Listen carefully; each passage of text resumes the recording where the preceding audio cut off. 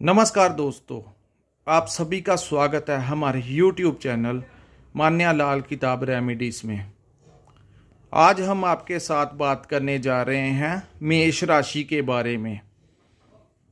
और 1 दिसंबर 2023 से लेकर 31 दिसंबर 2023 का लास्ट माह जो है, आखिरी माह जो है, वो आपकी राशि के ऊपर कैसा रहने वाला है, कैसा रहेगा मेष राशि के जातकों के लिए सन 2023 का लास्ट महीना। सबसे पहले मैं आपको ये बता देना चाहता हूँ, मेष राशि जो है ये मंगल देव के स्वामी तव के नीचे आती है। मंगल देव की 2 राशियां हैं, मेष राशि और वृश्चिक राशि। आज हम बात करेंगे मेष राशि के दिसंबर माह के बारे में।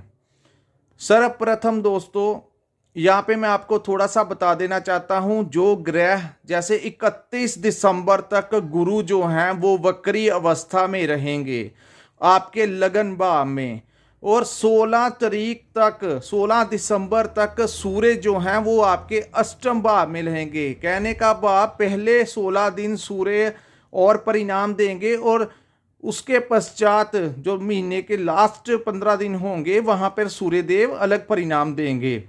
चंद्रमा की हम बात करें तो चंद्रमा के बारे में विश्लेषण करना बहुत ज़्यादा डिफ़िकल्ट हो जाता है, क्योंकि चंद्रमा 1-2 दिन के लिए आते हैं और फ़ायदा क्या नुकसान करना है उसके बारे में कोई ज्योतिषी ज़्यादा प्रेडिक्शन नहीं कर सकते। तीसरी हम बात करेंगे आपके केतु ग्रह के बारे में, जो कि आपके 6ठे भाव में बैठे हैं। तत्पश्चात हम बात करेंगे शुक्र ग्रह के बारे में। शुक्र किस अवस्था में होंगे, आपको क्या फल देंगे, क्योंकि शुक्र ग्रह जो है आपकी राशि के हिसाब से 7वें भाव, जो कि आपकी लव लाइफ का भाव है, आपकी पार्टनरशिप का भाव है, आपकी मैरिज लाइफ का भाव है। उसके बाद हम बात करेंगे सूर्य और मंगल के अष्टम भाव के बारे में। ऐसे ही दोस्तों, अलग अलग भावों में अलग अलग ग्रह बैठे हुए हैं। कुछ ग्रह जो होंगे महीने में वक्री अवस्था में होंगे, कुछ बदल जाएंगे, कुछ साल की शुरुआत में मार्गी हो जाएंगे, तो कुछ जो हैं पिछले महीने नवंबर महीने में ही मार्गी हो गए, और गुरु और राहु का चांडाल दोष भी सभी राशियों से समाप्त खत्म हो गया। तो अब हम समय ना लगाते हुए बात करते हैं मेष राशि के बारे में। दोस्तों, 31 तक गुरु जो है वो वक्री रहेंगे। गुरु और आपके लगन में बैठे गुरु, वक्री अवस्था में गुरु जो होते हैं वो पीछे देखते हैं। पीछे का भाव मतलब कि 12वां भाव में भी गुरु की दृष्टि रहेगी 31 दिसंबर तक, और ये दृष्टि जो है ये आपके खर्चों में थोड़ी बढ़ोतरी करवाने वाली है। वहीं हम बात करेंगे 6ठे भाव में केतु के बारे में। दोस्तों, केतु जो है यहाँ पर बैठ के 6ठे भाव को रोग, कर्ज और शत्रु का नाश के बारे में बताया गया है। और यहाँ पर ज्योतिष शास्त्र में कहा गया है कि अगर कोई तामसिक ग्रह जो हैं अगर वो यहाँ पर बैठ जाएं, अगर जो गर्म ग्रह हैं जैसे शनि, मंगल, राहु, केतु अगर इस भाव में बैठ जाएं तो बहुत ज़्यादा फायदा देते हैं। क्योंकि जैसे लगन में कहा गया है, कोई अच्छा सौम्य ग्रह 7वें भाव में हो जाए, गुरु बैठ जाए लगन में, अच्छे ग्रह लगन में हो जाएं तो बहुत ही अच्छा होता है। वैसे ही अगर पापी ग्रह या तामसिक ग्रह या गर्म ग्रह जो हैं वो बैठ जाएं आपके 6ठे भाव में तो आपको बहुत ही अच्छा रिजल्ट देते हैं। अब इस महीने में केतु जो गोचर 6ठे भाव में बैठे हैं, जिसके बाद आपका रोग, अगर आपके बेवजह हॉस्पिटल के ऊपर पैसे लग रहे थे, आपके शत्रु आपको परेशान कर रहे थे पिछले काफ़ी लंबे समय से, अगर आपके ऊपर कोई कर्जा चढ़ा हुआ था जो आप इंस्टॉलमेंट नहीं दे पा रहे थे, कर्जा बहुत ज़्यादा बढ़ गया था और आपकी सेविंग ही नहीं हो पा रही थी, तो उसके लिए केतु जो है इन चीज़ों का नाश करेंगे। और केतु आपको बहुत ही अच्छा कि आपकी पीठ पीछे आप शत्रु जो हैं वो आपकी बैक बाइटिंग कर सकते हैं, पीछे पीठ पीछे कोई भी आपके बारे में बात कर सकते हैं, लेकिन किसी दुश्मन किसी शत्रु की हिम्मत नहीं होगी आपके सामने आने की। ऐसा टाइम जो है वो दिसंबर में आपको देखने को मिलेगा। फिर हम बात करेंगे शुक्र देव की प्लेसमेंट की। शुक्र देव 7वें भाव में अपने ही घर में प्लेसमेंट करेंगे। शुक्र देव का जो 7वें भाव में गोचर होता है दोस्तों, अगर आप हस्बैंड हैं तो आपको वाइफ की तरफ से बहुत प्यार, बहुत इज्जत और हर तरफ से आपको प्रॉफिट जो है वो मिलेगा। आपका जो पारिवारिक जीवन होगा उसमें बहुत ज़्यादा आपको आनंद आएगा, इंजॉयमेंट होगी। आप अपने लाइफ पार्टनर के साथ कहीं घूमने फिरने जा सकते हैं। अगर आप वैसे भी ट्रैवल टूर अपने बिजनेस को लेके करते हैं तो वहाँ पे भी आपको बहुत ज़्यादा फ़ायदा होने वाला है। तो शुक्र का इस भाव में गोचर आपको बहुत ज़्यादा फ़ायदा देगा। लेकिन कुछ लोगों की आदत होती है छोटी छोटी बात पे झगड़ा करना। सो आप जितना अपने पार्टनर को मान सम्मान दोगे उतना ही ज़्यादा शुक्र आपको चमक देगा, उतना ही ज़्यादा आपको लग्जरी लाइफ देगा, उतना ही ज़्यादा आपको बेनिफिट्स होंगे। इसके पश्चात हम बात करेंगे सूर्य और मंगल के अष्टम भाव की। दोस्तों सूर्य जो हैं वो हर महीने अपना राशि परिवर्तन करते हैं, तो 16 दिसंबर तक सूर्य जो होंगे वो अष्टम भाव में होंगे। अष्टम भाव मतलब वृश्चिक राशि। दोस्तों यहाँ पे अष्टम भाव को मृत्यु का भाव माना गया है, रहस्यों का भाव माना गया है। अष्टम भाव में किसी भी ग्रह को अच्छा नहीं माना गया। लेकिन यहाँ पे मैं आपको बताना चाहता हूँ, पहले जो 16 दिन होंगे जहाँ सूर्य जो हैं अष्टम भाव में है, तो मेष राशि के लोगों को कुछ सावधानियाँ रखनी चाहिए। सूर्य जो हैं वो पिता के कारक होते हैं, तो अपने पिता की सेहत का इस समय पर ध्यान रखिए। सूर्य को रोजाना जल दीजिए और कोई भी ऐसा काम जिस पे आपकी इज्जत जो है वो दांव पे लग जाए, कोई ऐसा काम मत करिए, क्योंकि सूर्य जो होते हैं यहाँ पर आकर कभी कभी कलंक लगवा जाते हैं। कोई ऐसा कलंक लगवा जाते हैं जो सारी जिंदगी नहीं धुल पाता। सो सूर्य यहाँ पर बैठकर कुछ ऐसा करने की कोशिश करेंगे, लेकिन आप इन चीज़ों को अवॉइड कर सकते हैं। जैसे आप कोई नौकरी करते हैं, आपके पास कोई ऐसा ऑफर आएगा, लेकिन उस काम के लिए आप पकड़े भी जा सकते हो। सो चांसेस ऐसे होंगे कलंक लगवाने के। कोई ऐसा काम मत कीजिए जिससे आपकी प्रतिष्ठा पे, आपके जो जिंदगी पे कोई ऐसा दब्बा लगे जो बाद में मिट ना पाए, क्योंकि सूर्य पंचम भाव के मालिक हैं और पंचम भाव का संबंध जो होता है शिक्षा, संतान और हमारे बुद्धि विवेक के साथ होता है। तो बुद्धि को भ्रमित मत होने दीजिए, अपनी संतान का ध्यान रखिए और अपने जो संतान, बुद्धि विवेक और तीसरी जो चीज़ थी अपनी शिक्षा।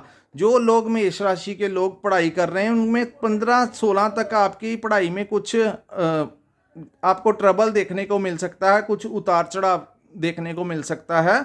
इसी के लिए मैं आपको कह रहा हूं कि रोजाना सूर्य देव को जल दीजिए, ताकि कोई ऐसी स्थिति आनी भी हो तो वो भी आपके ऊपर से टल जाए। और कुछ प्रिकॉशंस यूज़ कीजिए ताकि आपकी जो इज्जत है उसके ऊपर कोई आंच ना आ सके, क्योंकि पैसा कमाना ये ज़िंदगी में चलता रहेगा, लेकिन एक बार इज्जत चली जाती है तो वो वापस नहीं आती। दूसरा बात करेंगे, मंगल भी साथ में बैठे हैं। दोस्तों अष्टम भाव में हर ग्रह को बुरा कहा गया है, लेकिन मंगल देव जो है उनका अपना घर है वृश्चिक राशि। सो मेष और वृश्चिक जो है मंगल की राशि है। मंगल यहाँ पर बैठकर कोई ज़्यादा नुकसान नहीं पहुँचाते, क्योंकि अपने घर को नुकसान कोई भी ग्रह नहीं पहुँचाता। सो यहाँ पर बैठे हैं मंगल, लेकिन आपके लिए उतने नेगेटिव नहीं होंगे जैसे अन्य ग्रह जो अष्टम भाव में परिणाम देते हैं। लेकिन चोट, थोड़ी छोटी मोटी चोट से वाहन चलाते हुए थोड़ी सावधानी यूज़ कीजिए। तेज़ गति में वाहन मत चलाइए, क्योंकि यहाँ पे कई बार वो एक्सीडेंट करवा सकते हैं। सो आप थोड़ा सा कंट्रोल रखना, थोड़ा टाइम इस महीने तेज़ वाहन नहीं चलाना। और 9वें भाव के बुध के बारे में, भाग्य स्थान में बुध। दोस्तों लाल किताब के अनुसार 9वें भाव के बुध का कहीं भी कोई जिक्र नहीं है। बुध का प्रथम भाव से लेकर 12वें भाव तक का जिक्र आता है, 1st to 12th हाउस का जिक्र आता है, लेकिन 9वें भाव का जिक्र प्रेडिक्शन में नहीं आता। लेकिन मेरे जो जिंदगी के अपने अनुभव है उसमें मैं आपको बता देना चाहता हूं कि बुध जो है वो भाग्य स्थान में बैठ के अपने आपके भाग्य को चमकाएंगे। बुध का हमारे व्यवसाय से हमारी जिंदगी में बहुत ज़्यादा इंपॉर्टेंस होती है। बुध को हम इग्नोर नहीं कर सकते। बुध ना हो तो इंसान अच्छा व्यापारी नहीं बन सकता। बुध की बदौलत अगर सूर्य बुध का कॉम्बिनेशन, जैसे 16 दिसंबर के पश्चात सूर्य निकलकर बुध के साथ बैठ जाएंगे भाग्यस्थान में, और यहाँ पे आपके कम्युनिकेशन स्किल्स जो होंगे वो लाजवाब हो जाएंगे। आप अपनी बातों से किसी को भी प्रभावित कर सकते हैं। कहते हैं कि सूर्य और बुध जब इकट्ठे होते हैं तो बुध आदित्य योग का ऐसा निर्माण होता है जिसमें इंसान के अंदर एक ऐसा कॉन्फिडेंस आता है कि उसके सामने चाहे कोई भी आकर खड़ा हो जाए, वो इंसान अपनी बातों से ही अगले को इतना प्रभावित कर देता है कि उसकी बात में इतना दम आ जाता है कि हर एक को उसकी बात सुननी और समझनी पड़ती है। वो कोई मूर्खों वाली बात नहीं करता, उसकी बातों में दम होता है। सो मेष राशि वालों के लिए मैं कहना चाहता हूं कि 16 दिसंबर के पश्चात जो लोग मार्केटिंग के साथ रिलेटेड काम करते हैं, जो लोग व्यापार में डीलिंग करते हैं, ट्रेडिंग करते हैं, इन लोगों के लिए जो समय आएगा दिसंबर 16 के पश्चात आपका लिए जबरदस्त समय आएगा। क्योंकि आपकी जो स्किल्स होंगी, आपके अंदर का जो बल होगा, जो कॉन्फिडेंस होगा किसी को अपनी बातें मनवाने का, वो इतना ज़्यादा बढ़ जाएगा, इतनी ज़बरदस्त पॉजिटिव एनर्जी के साथ बढ़ेगा कि सामने वाले को जो आप कहोगे वो आपकी बात को समझेगा और आपकी बात को तवज्जुह देगा। सो दोस्तों, अब हम बात करेंगे 11वें भाव में शनि देव के विराजमान होने की। दोस्तों, शनि देव जो हैं उनके बारे में जो मैं जिक्र करने जा रहा हूं, क्योंकि शनि देव ने पिछले 3-4 सालों से मेष राशि वालों को काफ़ी ज़्यादा परेशान भी किया हुआ था।